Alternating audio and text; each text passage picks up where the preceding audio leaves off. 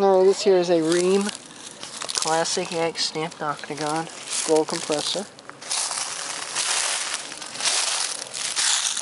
Straight cool.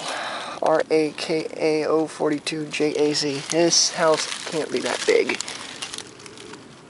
10 SEER. 96, February 96. 7th week of 1996. Fort Smith, Arkansas. There's the lines. It's got a filter dryer. There's where the energy guide was. 10 SEER.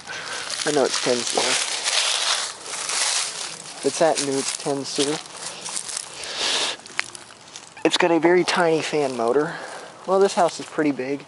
And for some reason, there is a window unit down there. I misunderstood the dimensions. And there's a Goodman.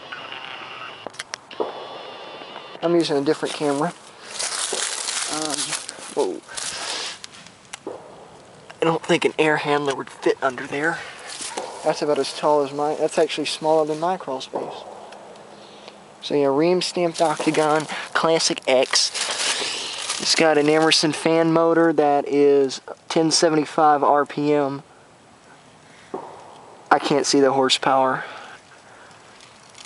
It's counterclockwise. That way, same as my Goodman. I thought Rheems were no, Rheems are counterclockwise. And this, wow, that coil's actually clean. Louvered grill. Rheem stamped octagon. Very good, reliable unit. And for those wondering, it is, I'm not using this 528 January 14th. But yeah, Rheem stamped octagon, and I am freezing. It is cold out here. Obviously, it's a straight coil unit, so obviously it ain't going to be running when it's 48 degrees outside. Okay, I thought that was an LPG tank, but it is apparently a boat. I'm going to take pictures of it.